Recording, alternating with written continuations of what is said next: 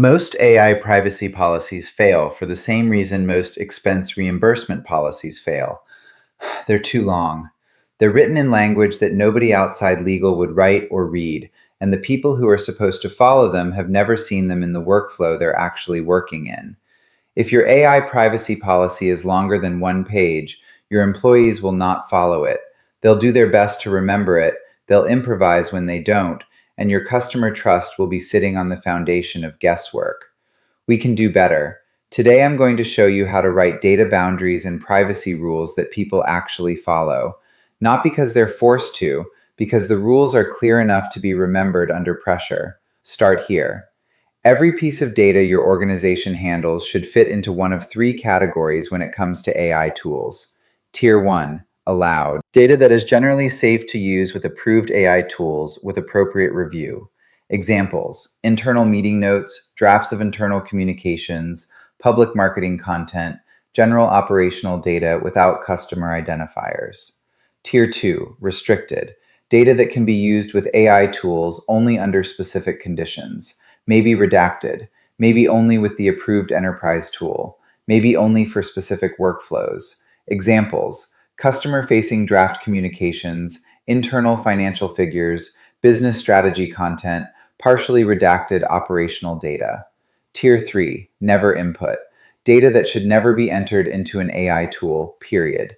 No exceptions, no workarounds. Examples: customer personal information, payment data, credentials, social security numbers, protected health information, regulated employment records, confidential legal communications, M&A data, source code with embedded secrets. 3 tiers, plain language, 1 page. That is the entire policy.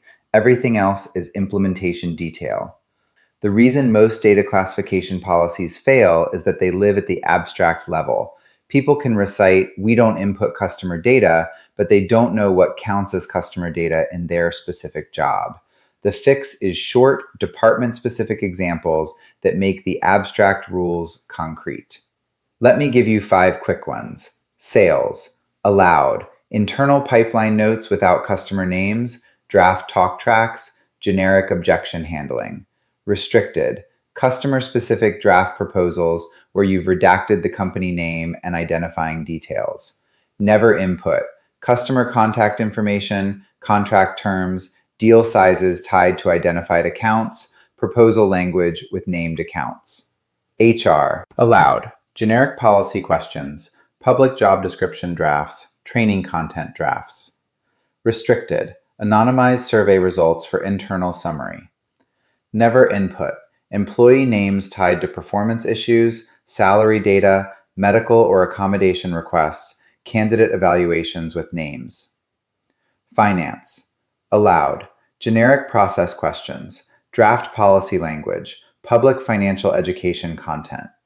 Restricted, financial summaries with redacted figures for analytical drafting. Never input, vendor banking details, customer payment information, exact financial results before disclosure, audit findings, M&A data. Customer support, allowed, generic answer templates, knowledge-based draft language, internal training content. Restricted, customer interaction summaries with names and account numbers redacted. Never input, customer credentials, payment information, full account numbers, support cases tied to identified customers. Operations, allowed, generic process documentation, internal SOP drafts, public operational metrics.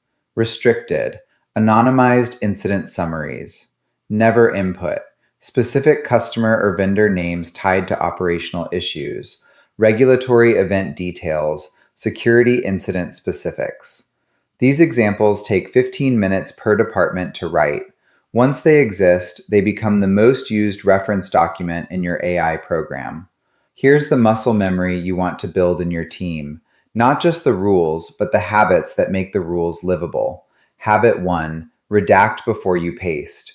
Before someone uses an AI tool to summarize a customer email or draft a vendor response, they should learn to swap out names, account numbers, and identifying details. The habit is reflexive after a few weeks. Habit 2, minimize the input. If you can ask the question without including the sensitive context, do that. AI tools work just fine with hypothetical or generic framing for most tasks. Train your team to ask, what is the minimum input that gets me a useful output? Habit 3, review the output for leakage. Even when you're careful with the input, occasionally the AI will reproduce something you didn't expect. Build a quick check into the workflow. Scan the output for anything that shouldn't be there before sending it anywhere. Habit 4, report near misses. If someone catches themselves about to paste something sensitive or notices a colleague doing it, the culture should reward the reporting. Near misses are how you learn where the boundaries are unclear. Privacy doesn't end at your firewall. Every AI vendor in your environment is part of your privacy posture. Here's what to demand from each of them in writing. 1. Data residency. Where is our data physically processed and stored? Is it in a jurisdiction we are comfortable with, given our customer base and regulatory obligations? 2. Training data use. Is our data used to train their model or anyone else's? If yes, can we opt out, and is the opt out the default for enterprise customers? 3. Retention and deletion. How long is our data retained? How do we trigger deletion? What's the verification that deletion actually happened? 4. Subprocessor disclosure. Who else touches our data? Cloud providers, fine-tuning partners, support contractors, get the list. 5. Breach notification. If something happens to our data inside their environment, how quickly are we notified, and with what level of detail? If a vendor cannot answer those 5 questions clearly and contractually, they are not ready for your environment, regardless of how good the product is. Here's the close. Privacy rules don't fail because they're too weak. They fail because they're too long, too vague, or too disconnected from how people actually work. 3 tiers, department examples, 4 habits, 5 vendor questions. That is your privacy posture. Write it down on one page, hand it out, and update it once a quarter. Most organizations don't have something this clean. The ones that do hold up better when something goes wrong. Subscribe and like if this was useful. And in the comments, tell me which department in your organization has the messiest data boundaries today. The honest answers are usually the most useful. Next up, the AI operating model for small teams. The lean structure that works at 20, 100, or 500 employees without standing up a giant program. See you there.